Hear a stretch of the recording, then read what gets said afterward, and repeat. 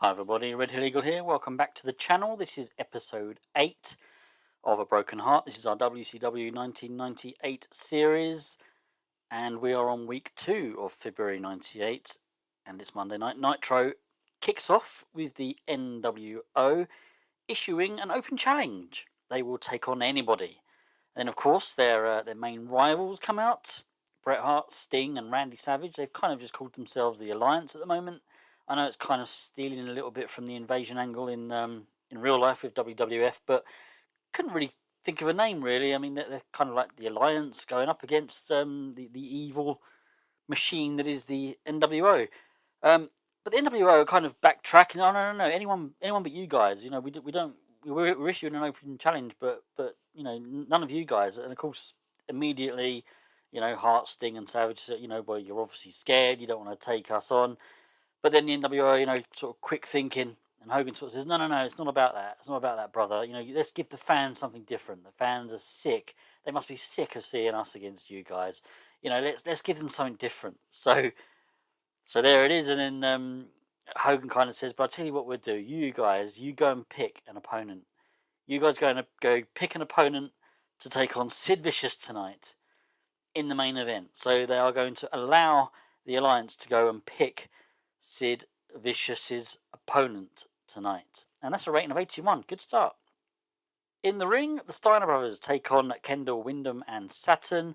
It's a non-title match, but we wanted to get the Steiners on the card. Yeah, still struggling for tag teams. So this is literally just a tag team squash match, really. 66 rating, although it did say a decent match. The Steiners get the win in 10 minutes 5 seconds when Scott Steiner pinned Kendall Windham with a Stein. I always struggle with that one. Steinerizer. Windham was the weak link, struggling to keep up with everyone else's in-ring performance. And we've still got the Scott Steiner and Ted DiBiase, you know, zero chemistry. I'm sure as soon as I click next segment, Scott is going to tell me about it. I mean, the plan eventually, I want to give Scott Steiner a singles run. So, you know, we will be transitioning from DiBiase being with the team. But, you know, we're just not there yet. And we just had a similar situation with Harlem Heat splitting. So I don't want to split these two just yet. Plus they're still the champions. Gene Oakland then introduces Gorilla Monsoon to WCW. Yep, I've signed Gorilla Monsoon. I didn't want to have him just sort of appear out of nowhere, so we've kind of had Gene Oakland say, you know, WCW have made a big signing. He's going to be the scoop. I've called him the news scoop. It's probably the wrong way of putting it. I didn't want to. I couldn't think of the word. I couldn't think of what.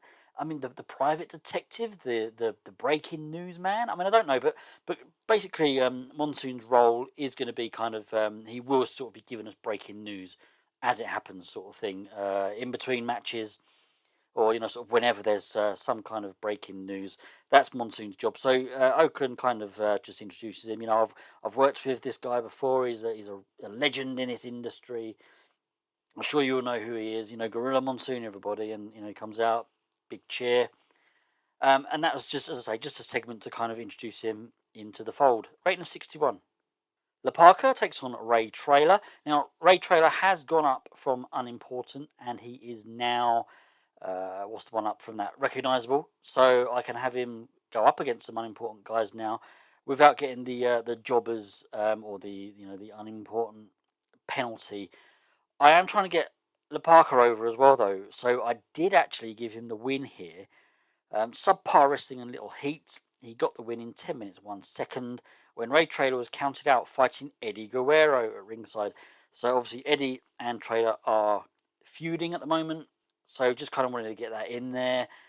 Yeah, trying to get La Parker over. Hopefully this won't force Traylor back down into unimportant. But knowing that he's there now, he's not going to be too far away. You know, just a couple of segments away from getting him back there, really. So I'm not over troubled by it. Rating of 58. We then got Diamond Dallas Page saying that Kurt Hennig seems to have forgotten all about the US title. He obviously knows he can't beat me. And kind of slightly heelish words coming from Diamond Dallas Page here. We're not sort of planning on turning him or anything, but he's kind of saying, he obviously realizes he can't beat me. Basically what's happening here is Hennig has a TV title match coming up against Booker T. So Dallas Page is kind of, he's obviously forgetting about this title and let him get on with it, sort of thing. This was just I kind of just get DDP on the card as well. I'm kind of struggling where to put him. I'm struggling apart from the world title, even the world title actually. I'm kind of struggling with the titles at the moment because I'm sort of concentrating so hard on the NWO storyline, and I'm trying to get the roster in a place that I want it. And also trying to get people like Goldberg over and things like that. I'm not forgetting about the titles, but I haven't really got them sort of involved in stories yet. So yeah, kind of struggling a little bit. But this is how we basically just wanted to get DDP on the card. But it did get us a decent rating of 82. Arn Anderson and Bobby Eaton take on the Outsiders. This again was just to get another tag team match on the card, and it's the Outsiders getting the win in 11 minutes 9 seconds. Kevin Nash pinned Bobby Eaton with a jackknife powerbomb. Don't want to say too much about this one. Rating of 64. Yeah, it is what it is. Just another tag team match on the card. And we've then got Bret Hart, Sting, Randy Savage, and Goldberg. So basically, the Alliance have approached Goldberg, and they said, "You haven't got a match yet tonight, have you, Bill?" Sort of Goldberg. Goldberg's, no, not yet. Why? I wasn't planning on having one. So, well, we think you will be now. So they're obviously going to ask Goldberg if he's the one who's up for challenging Sid Vicious. Rating of 72. We then got Lex Luger, Elizabeth, and Buff Bagwell in a scene. Luger is seen chatting to Liz, chatting her up, talking to her, whatever. Just don't read too much into it. But Buff Bagwell's obviously getting a little bit jealous there because last week Buff Bagwell was kind of trying to come on to Liz a little bit, and Lex kind of saved the day, if you like. And now Bagwell's seeing it the other way around. He gets annoyed. A fight breaks out until some agents sort of get involved. Rating of 66. Gorilla Monsoon then announces that Sid Vicious will take on Goldberg. Goldberg has accepted the challenge offered to him by the Alliance. So the main event tonight will be Goldberg against the NWO's Sid Vicious. Rating of 72. Booker T then puts his TV title on the line against Kurt Hennig. You've probably already read it. Kurt Hennig defeated Booker T in 15 minutes 21 by pinfall, illegally using the ropes for leverage. Kurt Hennig wins the WCW World Television title. There's a reason for this. I want to push Booker. I have sort of bigger plans for him. Without sort of letting you into too many secrets, we're probably going to be doing something with the TV title soon. Rating of 81 though. And then post-match, Hennig kind of goes up to a camera, grabs a microphone, and he says, I only need one more title to complete the singles set in WCW now, and that is the world title. So Sting, I'm challenging you now for a match at Superbrawl for your WCW World Heavyweight Championship. Rating of 83. Chris Jericho takes on Jim Neidhart, rating of 77. Getting some decent ratings this show, actually. I'm quite pleased with how it's looking at the moment. A decent match. Chris Jericho defeated Jim Neidhart in 10 minutes 9 seconds by submission with a Lion Tamer. Wanted Jericho on the card. He is involved in a storyline at the moment, but we kind of just wanted, just wanted to get him on the card, give him a win that sort of didn't really delve too much into the story. We did have Ric Flair on commentary in this match, so he was there. And obviously, you get the usual. There's maybe Flair's distracting Jericho a little bit, or Jericho showboating in front of Flair. You're always going to get that kind of. So, although it doesn't do too much with regards to the story, there's just something there to remind fans that this is going on.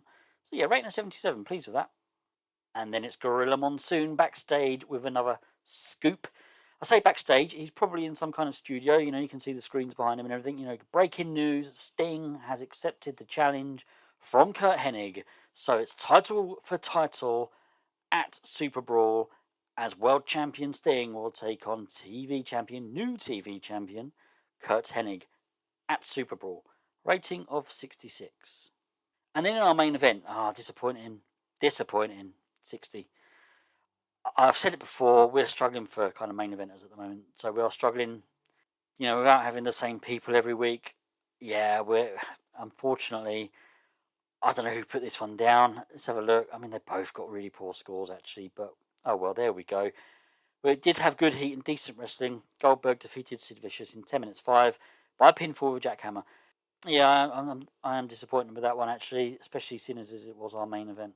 But post match, Gene Okerlund sort of takes Goldberg to one side. He says, Goldberg, you at the moment, you can do no wrong. You can beat absolutely anyone on the roster. You could defeat anyone in WCW, anyone in the world. And then, that's a rating of 71, by the way. But then we hear some music, and out comes Hollywood Hogan. And Hogan is, listen to me, brother. You might have beaten some people so far, and you got a lucky win there against Sid Vicious. Lucky win. But you haven't beaten the best of the best yet. So I'm challenging you to a match at Superbrawl. So, well, we're going to say he's accepted it straight away. So I'm going to tell you now, at Superbrawl, we will have Goldberg taking on Hollywood Hogan. So Goldberg's undefeated streak, I think it's fair to say, is at risk here. But that's a rating of 90, so a good way to finish. But that main event match probably put the rating down. Let's see what we get. 65, yeah. I'm actually a bit annoyed about that. We got a lot of green there. We got a lot of, I mean, to be fair, mainly in the angles. But there's a couple of matches. Got an 81 and a 77. Yeah. I mean, once we start getting a few more people over, I mean, I think we've still got Bret Hart down as, I think he's only well known. Let's get some of those over. Let's get them into the main event, and we'll be, things will be looking better. I'm hoping that win, although it was a poor match, I'm hoping that Goldberg win might just put him into the major stars. Might be too early for that though, because he's only recently gone up to star, but we'll see. So, just a couple of quick notices. I am desperately trying to keep the World of Sports series going as well. I'm struggling a little bit for time.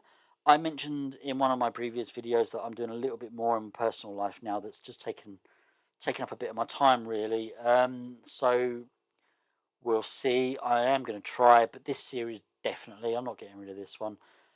So yeah, there's that. I mean, as I say, I'm going to try. I mean, I'm cutting it fine trying to do this one in 7 days. So yeah, we'll see. We'll see how it goes.